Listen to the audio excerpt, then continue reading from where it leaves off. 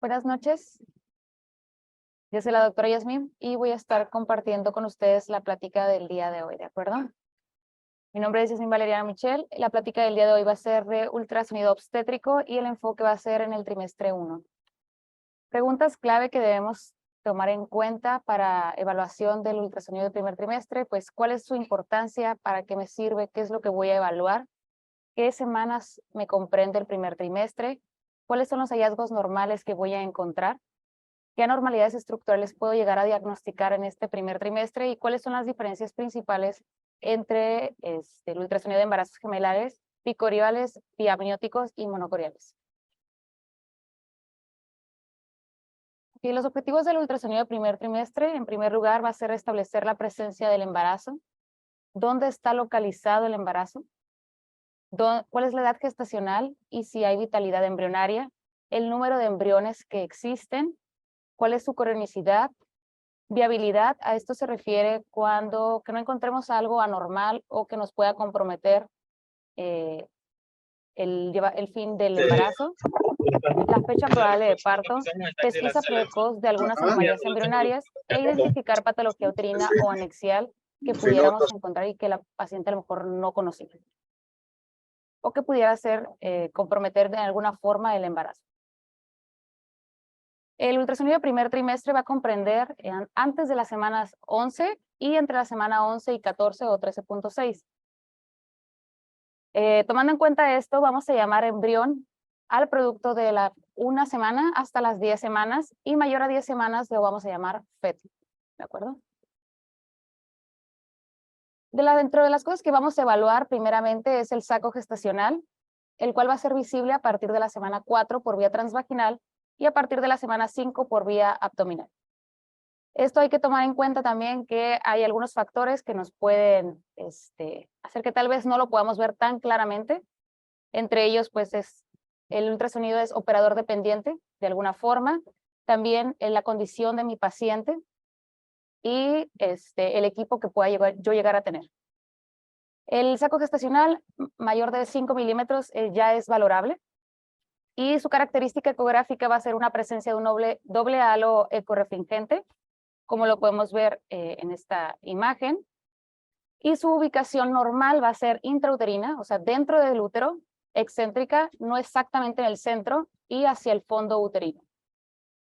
Entre las alteraciones que podemos llegar a encontrar es su forma, del tamaño y la ecogenicidad normal, ¿no? Ahorita vamos a estar hablando un poquito más acerca de sus anormalidades. El saco vitelino lo vamos a ver a partir de la semana 5 por vía transvaginal y a partir de la semana 6 si es vía abdominal. El tamaño normal va a variar de entre 2 y 6 milímetros entre la semana 5 y 9 y va a desaparecer alrededor de la semana 12 aproximadamente. En el curso de lo que es la semana 5 debe empezar a observarse el saco vitelino y siempre va a estar presente en un saco gestacional mayor a 12 milímetros. Su característica ecográfica va a ser un círculo ecogénico que delimita un área anecoica extraamniótica. O sea, como podemos ver en esta imagen, sería este pequeño aro blanquito que encierra pues líquido de alguna forma. La ubicación pues va a ser entre el amnios y el corion. El embrión va a ser visible a partir del fin de la semana 5, aproximadamente la 5.5, y la semana 6, y va a tener una longitud cefalocaudal alrededor de los 2 y 4 milímetros. Y generalmente va a estar presente con un saco gestacional mayor a 20 milímetros, y vamos a tener lo que se llama el signo de la doble burbuja. Alrededor de la longitud cefalocaudal de 5 a 10 milímetros, vamos a encontrar ya una frecuencia cardíaca embrionaria de 100 a 175 latidos por minuto normalmente. Esto hay que tomarlo muy en cuenta, ya que si llegamos a tener frecuencias cardíacas menores o mayores, puede condicionarnos alguna pues, falla temprano del embarazo. Entonces hay que tomarlo en cuenta. La característica ecográfica al inicio pues, va a ser el signo de doble burbuja que ya comentamos. Este es un fenómeno transitorio y va a ser representado entre el amnios y el saco vitelino. Y las alteraciones que podemos llegar a encontrar es pues ausencia como tal del embrión, el tamaño mayor o menor al esperado para la edad gestacional o que tenga una forma irregular. Es importante que recordemos que en el ultrasonido abdominal, el saco gestacional mayor a 20 milímetros siempre debe tener embrión. Podemos dar un espacio un poco más de 5 milímetros más y esperar en caso de que tengamos un saco gestacional mayor a 20 y que no podamos visualizar un embrión. Podemos esperar 1 o 2 semanas más, dependiendo cómo vamos a hacer el ultrasonido, para ver si podemos llegar a ver un embrión. Okay. Por ejo transvaginal, el saco gestacional mayor a 15 milímetros ya debería tener un embrión y un embrión mayor a 7 milímetros ya debería tener frecuencia cardíaca. Como les comentaba, este es el signo de doble burbuja que vamos a ver más o menos en la semana 5.5. En este podemos ver lo que es la vesícula vitelina, el amnios y entre estos dos la localización del embrión. Okay. Hacia la semana 6 ya vamos a tener un embrión con una medida entre 4 y 8 milímetros. La vesícula vitelina va a estar entre los 3 y 4 milímetros aproximadamente y la frecuencia cardíaca va a rondar los 120, 130 latidos.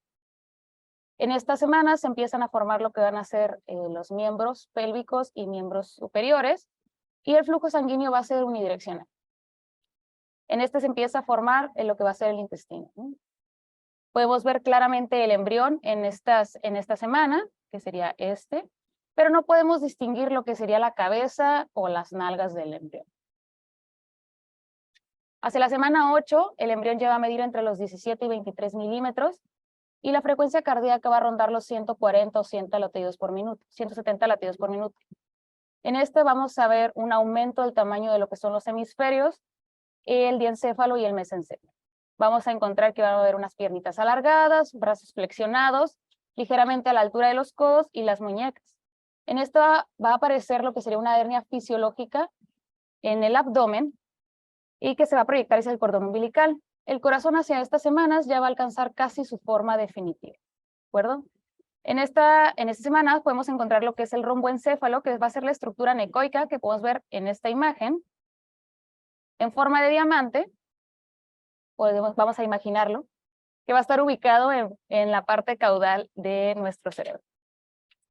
En esta imagen, por ejemplo, de aquí abajo podemos ver esto que sería la hernia fisiológica, ¿de acuerdo? Es importante que recordemos que esta hernia alrededor de la semana 11 ya debería desaparecer, ¿de acuerdo? Por ejemplo, en esta imagen que podemos ver en un 4D de un embrión de 8 semanas, aquí está la hernia fisiológica, ¿de acuerdo? Hacia la semana 10, nuestro embrión ya va a medir 37 a 39 milímetros. La frecuencia cardíaca puede rondar hasta los 175 latidos por minuto y la cabeza va a tomar la mitad del tamaño del embrión, que va a ser un bebé cabezón. Las manos y los piecitos se van a individualizar y se van a empezar a separar los deditos. Podemos empezar a ver ya los deditos de las manos y los deditos del pie. Se van a visualizar el estómago entre un 70 y un 80%. En esta semana ya podríamos empezar a ver el situs visceral, ¿no? En estas semanas puede llegar a alcanzar hasta los 43 milímetros y la hernia fisiológica va a empezar a volver a la cavidad abdominal. Okay, en estas semanas vamos a poder evaluar la edad gestacional más adecuadamente. Esto por las guías de ISUOC. Vamos a hablar un poquito acerca de ello. Y lo recomendado sería evaluar a nuestro feto utilizando este método cuando nuestro feto mide menos de 84 milímetros, ¿de acuerdo? Si es un bebé un poco más grande, que mida más de 84, podemos utilizar otros métodos, como lo sería la circunferencia cefálica o el diámetro biparietal. En el embarazo se debe ofrecer un ultrasonido temprano entre la semana 10 y la 13.6 para establecer una adecuada edad gestacional. Y en esta pues vamos a evaluar al feto en posición neutra, en línea sagital media, y se va a realizar una medición cráneo-rabadilla, o sea, de la cabecita a las nalguitas. El diámetro biparietal se puede evaluar. Este va a ser un corte transverso, transtalámico, sin incluir elementos de la fosa posterior, y la circunferencia cefálica de la misma forma, en el mismo corte, con una herramienta elipsoidal alrededor de lo que sería el cráneo. Dentro de la evaluación anatómica que realizamos entre la semana 11 y 13.6, va a ser la cabeza, que esté presente, los huesos del cráneo, línea media, el plexo coroides, el cuello, que tenga una apariencia normal, la presencia del hueso nasal, el grosor de la translucencia nucal, perfil normal y mandíbula. En la cara, pues vamos a ver cristalinos, hueso nasal, perfil normal, labio intacto. La columna, que esté presente pues todas sus vértebras, longitudinal y axial. Piel que esté intacta, sobre todo el recorrido de las vértebras. En tórax, que los campos pulmonares estén simétricos, que no haya líquido, que no haya masas. En abdomen, estómago presente del lado izquierdo, presencia de vejiga y riñones. Pared abdominal, inserción normal del cordón, que no haya defectos umbilicales. En las extremidades, pues que contemos con las 4 extremidades, con 3 segmentos cada una, y que tengan una orientación normal. Y la placenta, pues vamos a evaluar su tamaño y su ecotextura. Bien, por ejemplo, en esta imagen podemos identificar en la periferia en lo que es el inicio de la osificación de los huesos craneales, que serían estos, ¿no? Hacia esta semana empieza a osificarse los huesos craneales.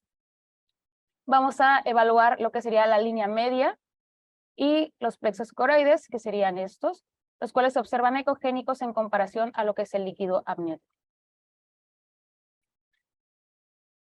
El cuello, pues vamos a evaluar, como comentamos, que tenga una apariencia normal y su grosor. Esta evaluación se va a realizar únicamente por un operador certificado que esté pues disponible.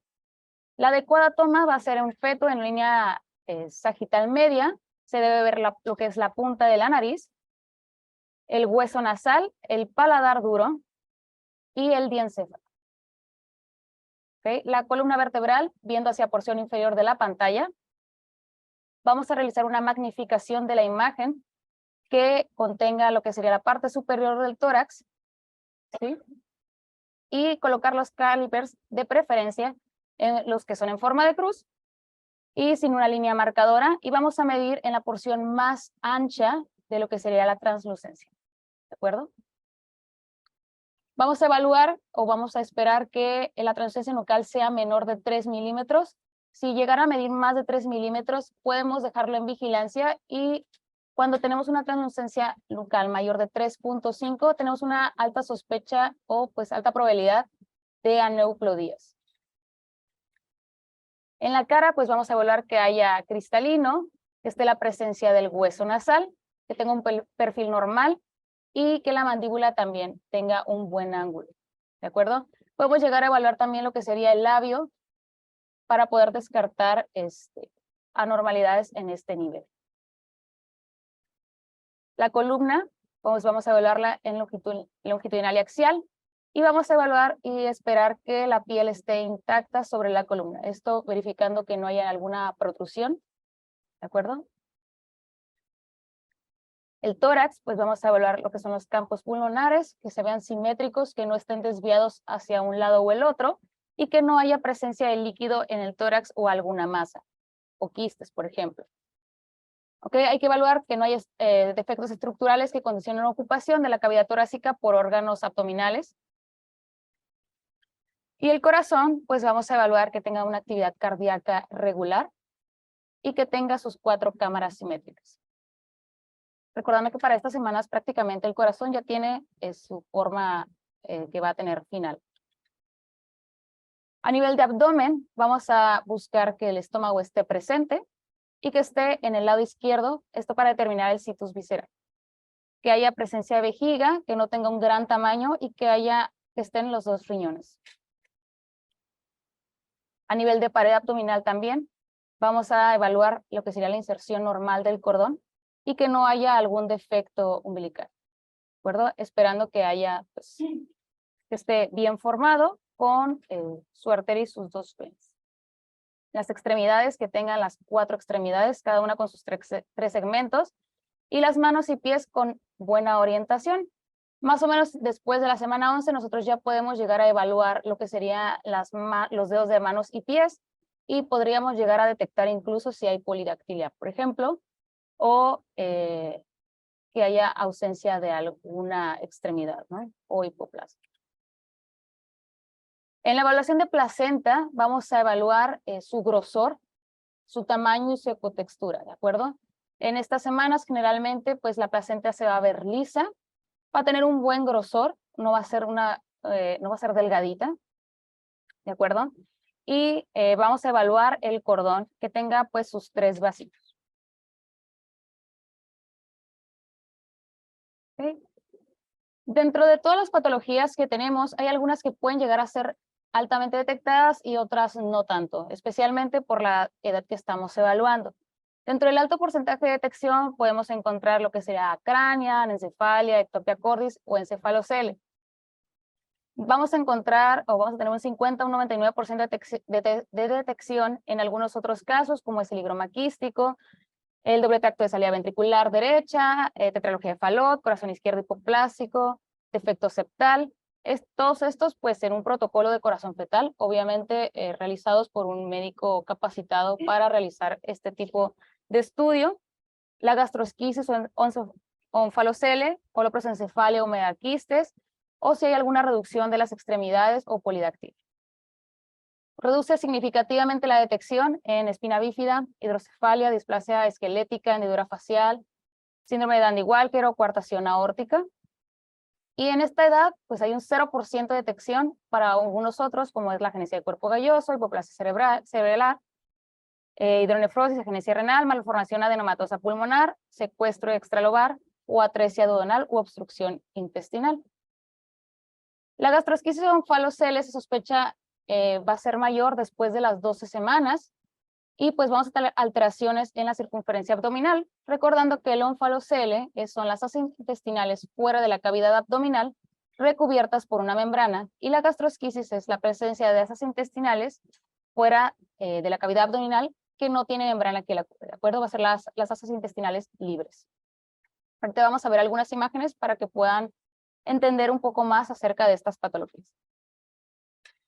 La detección de anormalidades va a ser mayor a mayor edad gestacional, claramente, pudiendo revisar que a la semana 14 pues ya podemos detectar hasta casi un 80% de las patologías, ¿no? Por ejemplo, ahorita vamos a ver algunas de las imágenes de algunas patologías y vamos a ir explicando un poquito de estas patologías, ¿de acuerdo? En esta imagen, por ejemplo, observamos un feto en posición neutra a nivel de línea media sagital, en el cual no identificamos lo que serían los huesos de bóveda craneal y pudiendo identificar lo que es el diencéfalo de forma libre, que sería esto. Puede ser un poquito difícil a lo mejor entenderlo. Esta es su cabecita, es cabecita del feto y en esta área deberíamos encontrar lo que serían los huesos de la bóveda craneal, los cuales en esta imagen están ausentes. Otros defectos del tubo neural que podemos llegar a encontrar es el encefalocele, que es la protrusión quística anecoica de fosa posterior a nivel de lo que es el encéfalo. En esta imagen creo que es un poco más claro, micrognatia, ¿de acuerdo? Una megavejiga, que es un diámetro longitudinal de la vejiga de 7 milímetros o más, ¿de acuerdo? Lo podemos ver aquí, esta es vejiga y esta es una megavejiga. Entre otras patologías que podemos ver o podemos empezar a sospechar es la hemivértebra. Como les comentaba, hay que evaluar lo que sería la columna, evaluar ángulos, cómo va nuestro bebé, esperar obviamente que se acomode de la mejor forma, buscar en cuando tenemos sospecha que podamos realmente estar detectando adecuadamente. El onfalocele, pues versus la herniación intestinal fisiológica. Aquí podemos detectar, por ejemplo, aquí está la membrana que les comentaba. Pues ya es un feto mayor de las 11 semanas. Y en esta todavía encontramos lo que es la hernia fisiológica, ¿no? El defecto de pared de gastrosquisis, que sería en este caso, son las asas intestinales libres, como les comentaba, sin membrana que las recubra. En esta pues vemos la imagen de ultrasonido en escala de grises y aquí la aplicación de Doppler Color en la que vemos la salida del cordoncito umbilical. Muy bien, ya pasando a lo que sería el ultrasonido gemelar, los objetivos que vamos a tener es determinar la fecha que fueron en las que va la fecha probable de parto, sobre todo, y qué edad se llevan entre cada uno, ¿de acuerdo? El más grande de los dos va a ser como la fecha que vamos a tomar en cuenta para determinarlo, para determinar la edad gestacional.